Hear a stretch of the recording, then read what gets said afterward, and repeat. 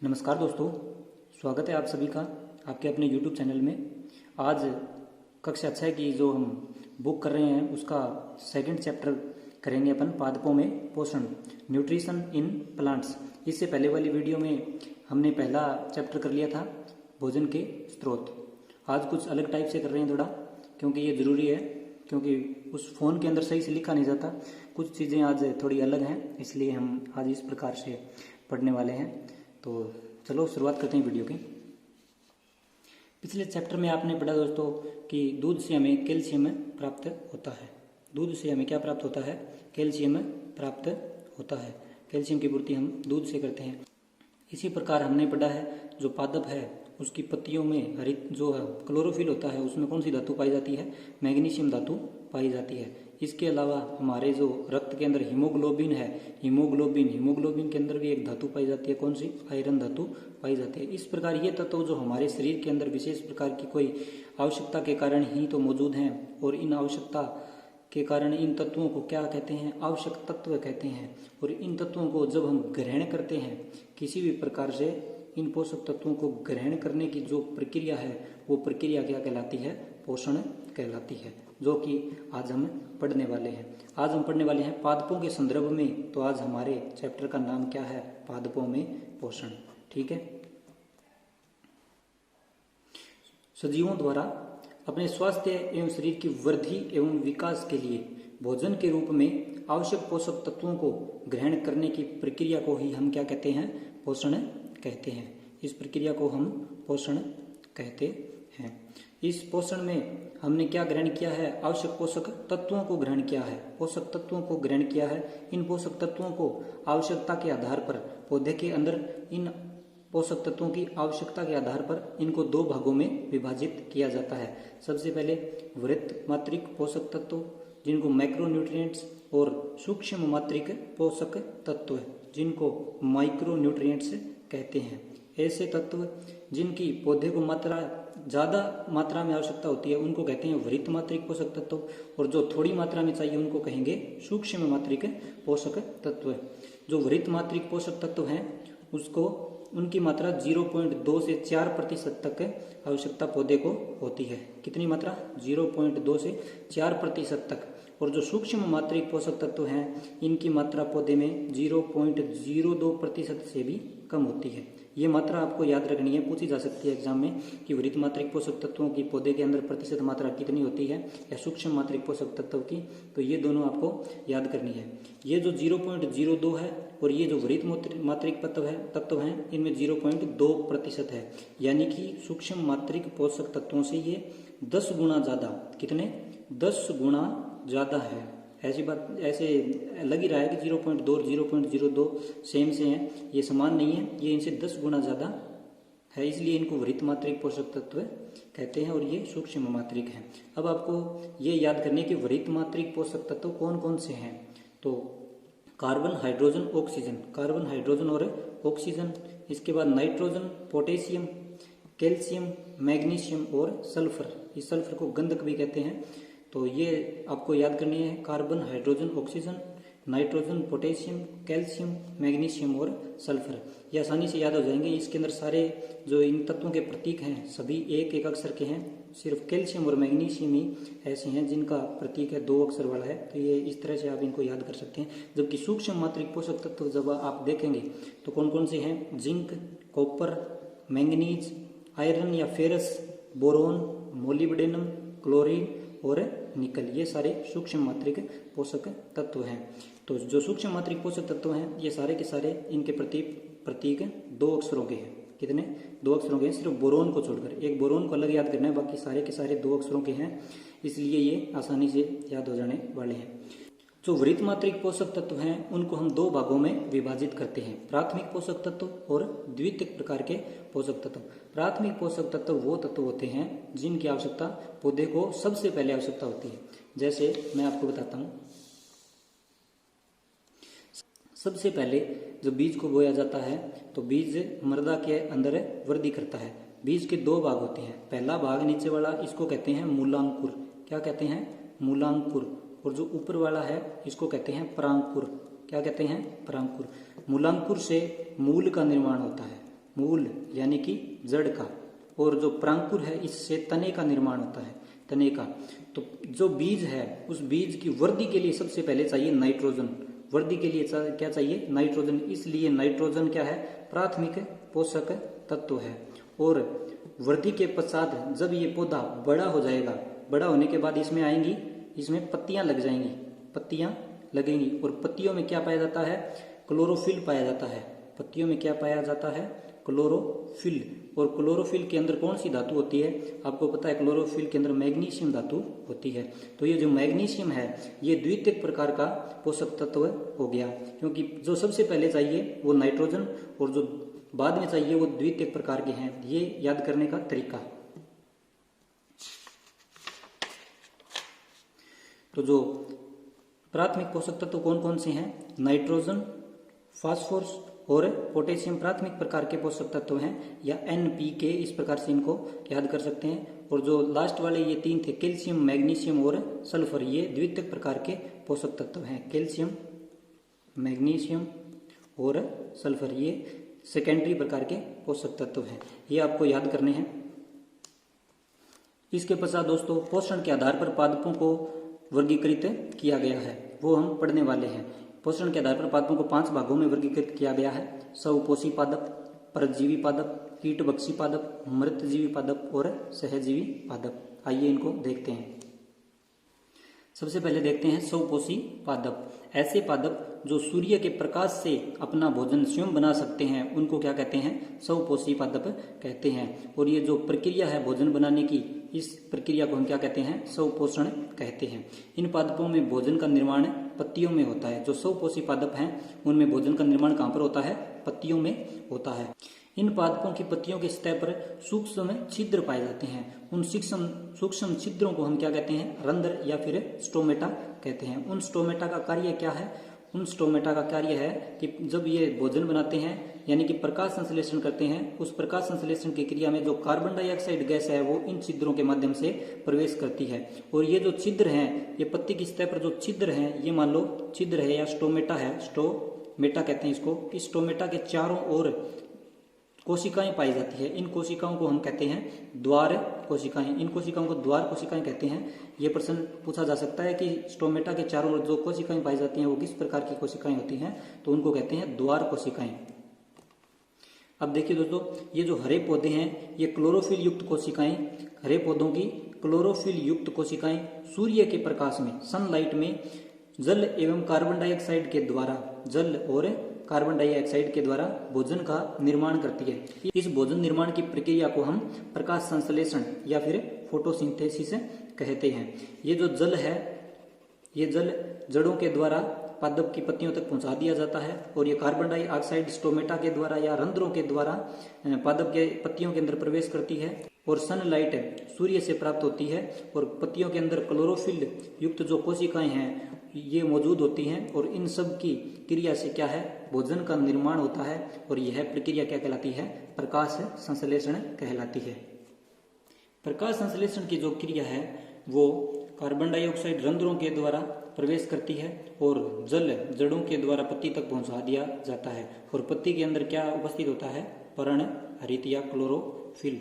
और सूर्य से हमें सूर्य का प्रकाश प्राप्त हो जाता है। तो इन सब की उपस्थिति के अंदर प्रकाश संश्लेषण की क्रिया संपन्न होती है पौधे की पत्ती के अंदर। कहाँ पर? पौधे की पत्ती के अंदर। और बनता क्या है? भोजन। भोजन यानी कि कार्बोहाइड्रेट। क्या बनता है? कार्बोहाइड्रेट। कार्बोहाइड्रेट का निर्माण होता है, और साथ में हमें प्राप्त होती है ऑक्सीजन यानी कि प्राणवायु, ऑक्सीजन का निर्माण होता है। ये जो ऑक्सीजन है ये कार्बन डाइऑक्साइड से प्राप्त न होकर जल के अणु से प्राप्त होती है। यानी कि हम सोचते हैं कि कार्बन डाइऑक्साइड के अंदर जो ऑक्सीजन है वो डायरेक्ट ही हमें ऑक्सीजन के रूप में प्राप्त हो जाती है, लेकिन ये गलत कथन है। ये परीक्षा में पूछा जाता है कि प्रकाश संश्लेषण की क्रिया में जो ऑक्सीजन है वो कार्बन डाइऑक्साइड से प्राप्त होती है या जल से प्राप्त होती है? तो इसका राइट आंसर करना है जल से प्राप्त होती है, कार्बन डाइऑक्साइड से प्राप्त नहीं होती। इस क्रिया में यानी कि प्रकाश संश्लेषण में कार्बोहाइड्रेट व ऑक्सीजन मुक्त होती है। कार्बोहाइड्रेट और ऑक्सीजन मुक्त होती है। यह कार्बोहाइड्रेट अंत में स्टार्च में रूपांतरित होकर पौधे में संग्रहित रहती है।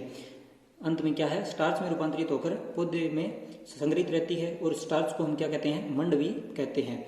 और इस स्टार्च के परीक्षण के लिए हम किसका उपयोग करते हैं, आयोडीन का उपयोग करते हैं। स्टार्च के साथ जब आयोडीन, स्टार्च के अंदर जब आयोडीन मिलाया जाता है तो क्या है, स्टार्च नीला रंग प्रदान करता है, यानी कि कार्बोहाइड्रेट में जब आयोडीन मिलाते हैं तो वह नीले रंग प्रदान करते हैं। इस प्रक्रिया को ही हम क्या कहते हैं, स्टार्च परीक्षण कहते हैं। नेक्स्ट आते हैं दोस्तों परजीवी पादप। परजीवी, पर यानी कि दूसरे, जो अपना भोजन दूसरे जीवों से प्राप्त करते हैं वो क्या कहलाते हैं, परजीवी कहलाते हैं। क्यों दूसरे जीवों से क्यों प्राप्त करते हैं, क्योंकि इन पादपों में क्या है, क्लोरोफिल उपस्थित नहीं होता। क्लोरोफिल उपस्थित नहीं होने के कारण इनमें प्रकाश संश्लेषण की प्रक्रिया नहीं हो सकती और ये अपना भोजन खुद नहीं बना सकते, इसलिए ये दूसरे पादपों पर निर्भर रहते हैं और इनको इसलिए क्या कहते हैं, परजीवी कहते हैं। ऐसे पादप जो अपना भोजन दूसरे पादपों से प्राप्त करते हैं उन्हें क्या कहते हैं, परजीवी कहते हैं। और इसका उदाहरण जो बुक में दिया हुआ है वो है अमरबेल। उदाहरण क्या है, अमरबेल, अमरबेल। और इसको एक और नाम है कसकुटा, CUSCUTT, कसकुटा भी इसको कहते हैं। वह पादप या वृक्ष जिससे परजीवी अपना भोजन प्राप्त करते हैं वो क्या कहलाते हैं, परपोषी कहलाते हैं। परपोषी यानी कि ये जो अमरबेल है ये जिस वृक्ष के ऊपर रहती है और वहां से अपना भोजन प्राप्त करती है उस वृक्ष को क्या कहते हैं, परपोषी कहते हैं। और ये अमरबेल या कसकुटा को हम क्या कहते हैं, परजीवी कहते हैं।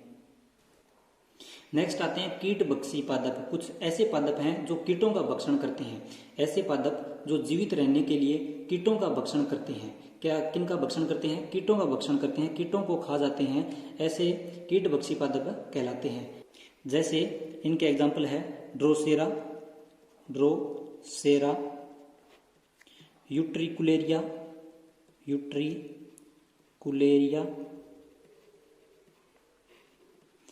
डायनिया, और एक है घटपर्णी पादप। ये नाम आपको याद रखने हैं, डायनिया, घटपर्णी पादप, ड्रोसेरा और यूट्रिकुलेरिया। ये चारों के चारों नाम आपको याद होने चाहिए। पिछले रीट 2018 के अंदर इसमें से प्रश्न पूछा गया, मैं अभी आपको दिखाने वाला हूँ। घटपर्णी पादप में पत्तियां घड़े के रूप में रूपांतरित होती है। घटपर्णी जो पादप है उसमें पत्तियां घड़े के रूप में रूपांतरित होती है। ये जो कीटभक्षी पादप हैं ये विशेष प्रकार से ऐसे दलदली स्थानों पर पाए जाते हैं, क्योंकि ये दलदली स्थानों पर पाए जाते हैं और दलदली स्थानों में नाइट्रोजन की क्या होती है, कमी होती है। नाइट्रोजन की कमी होती है, ऐसे स्थानों पर नाइट्रोजन की कमी होती है और इस नाइट्रोजन की कमी को पूर्ति करने के लिए ये कीटों का क्या करते हैं, भक्षण करते हैं। ये जो पेपर आप देख रहे हैं दोस्तों ये रीट 2018 का है। कब का है, रीट 2018 का है और इसमें साइंस के अंदर 122 नंबर क्वेश्चन है। ये इसी चैप्टर से आया है और ये कीटाहारी पादप पूछा है। इसमें कीटाहारी पादप है कौन सा है, ऑप्शन है कसकुटा, यूट्रिकुलेरिया, मोनोट्रोपा या ओरेबेंकी। तो इसका राइट आंसर हो गया यूट्रिकुलेरिया है, वो क्या है, कीटाहारी पादप है। ये जो आप देख रहे हैं दोस्तों ये घटपर्णी पादप है। क्या है, घटपर्णी पादप है। यहाँ से ये जो सतह आप देख रहे हैं ये क्या है, चिकनी होती है। ये सतह अत्यधिक चिकनी होती है। जब भी कोई कीट यहाँ पर आके बैठता है तो वो नीचे की तरफ फिसल जाता है। क्या है, नीचे की तरफ फिसल जाता है। और जब वो यहाँ पर आता है तो इसके अंदर यहाँ पे रोम पाए जाते हैं, नीचे की तरफ के रोम पाए जाते हैं इस प्रकार से। और ये जब ऊपर से यहाँ से आता है तो ये इसके अंदर तो प्रवेश कर जाता है, लेकिन इन रोम के कारण ये वापस बाहर नहीं जा सकता। और यहाँ पे आने के पश्चात इस घड़े के अंदर ये घड़े रूपी जो संरचना है, ये जो आप देख रहे हैं घड़े रूपी संरचना, इसके अंदर कुछ विशेष प्रकार के पाचक एंजाइम स्रावित होते हैं और इस कीट का क्या कर देते हैं, पाचन कर देते हैं। इसके बाद आते हैं मृतजीवी पादप। ये ऐसे पादप हैं जो मृत पदार्थों या सड़ी गली हुई वस्तुओं से अपना भोजन प्राप्त करते हैं। और ये क्या है, सामान्यतः ये फफूंद हैं। इनको सामान्यतः भाषा में क्या कहते हैं, फफूंद कहते हैं। और विज्ञान की भाषा में जो कवक हैं वही क्या है, मृतजीवी पादप हैं। जो कवक हैं वो क्या है, मृतजीवी पादप हैं। इन मृतजीवी पादपों में क्लोरोफिल नहीं होता। क्लोरोफिल नहीं होता मतलब क्लोरोफिल नहीं है तो क्या है, प्रकाश संश्लेषण नहीं होता। और प्रकाश संश्लेषण नहीं होता मतलब कि भोजन का निर्माण भी नहीं होता। तो क्या है, ये अपने भोजन प्राप्त कहाँ से करते हैं, इसके लिए ये मृत एवं सड़ी गली वस्तुओं पर क्या करते हैं, पाचक रस या जिसको हम एंजाइम भी कह देते हैं वो स्त्रावित करते हैं। और जो सड़ी गली वस्तु या फिर जो गोबर वगैरह जो भी है जिसके ऊपर ये एंजाइम स्त्रावित किया है उसको ये विलयन के अंदर बदल देते हैं, और विलयन के अंदर बदलने के पश्चात उसको ये अवशोषित कर लेते हैं, और इस प्रकार से ये पादप क्या है, पोषण ग्रहण करते हैं।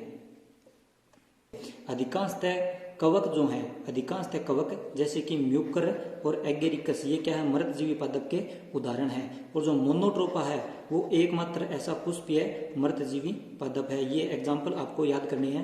रीट 2018 में जैसे कीटाहारी पादप पूछा गया था उसी प्रकार ये भी पूछे जा सकते हैं, तो ये आपको याद होने चाहिए। अधिकांशतः कवक जैसे म्यूकर और एगेरिकस क्या है, मृतजीवी पादप है। और जो मोनोट्रोपा है वो क्या है, पुष्पीय मृतजीवी पादप है। कुछ ऐसे पादप होते हैं जो क्या है, साथ साथ अपना जीवन व्यतीत करते हैं और एक दूसरे को दोनों को लाभ पहुंचाते हैं। वो क्या है, सहजीवी पादप कहलाते हैं। वो अपना जीवन साथ साथ व्यतीत करते हैं, इसलिए इनको सहजीवी पादप कहते हैं। इसका एग्जाम्पल है लाइकेन। लाइकेन के अंदर क्या है, कवक प्लस शैवाल दोनों उपस्थित होते हैं। कवक और शैवाल उपस्थित होते हैं। इसमें से जो शैवाल है इसके अंदर क्लोरोफिल पाया जाता है, क्लोरोफिल यानी कि हरित लवक पाया जाता है। तो इसके कारण ये क्या कर सकते हैं, अपने भोजन का निर्माण कर सकते हैं, भोजन निर्माण कर सकते हैं। लेकिन ये जो कवक हैं, आपने अभी पढ़ा था मृतजीवी के अंदर कि कवक हैं, इनके अंदर क्लोरोफिल उपस्थित नहीं होता, इसलिए ये अपने भोजन का निर्माण भी नहीं कर सकते, और इसीलिए तो ये मृत और सड़ी गली वस्तुओं से अपने भोजन को ग्रहण करते हैं। परंतु ये क्या कर सकते हैं, ये मृदा में से पोषक तत्वों को कंज्यूम कर सकते हैं, यानी कि पोषक तत्वों को ग्रहण कर सकते हैं। लेकिन ये जो शैवाल हैं ये सिर्फ भोजन बना सकते हैं, मृदा में से पोषक तत्वों को कंज्यूम नहीं कर सकते। और शैवालों ने कहा कि क्यों न हम दोनों अपना जीवन साथ साथ व्यतीत करें, जिससे मैं तुमको क्लोरोफिल होने के कारण मैं भोजन का निर्माण करके दूंगा और तुम मृदा से पोषक तत्वों को कंज्यूम करना। तो इस प्रकार से कवक और शैवाल साथ रहने लग गए और इसलिए दुनिया इनको लाइक करने लग गई, और इसलिए इनका नाम पड़ा लाइकेन, या फिर जो साथ साथ रहने के कारण ये क्या है, सहजीवी हैं। पहला प्रश्न, मृतजीवी पादप है, निम्न में से मृतजीवी पादप कौन सा है, नीम, ड्रोसेरा, अमरबेल या म्यूकर।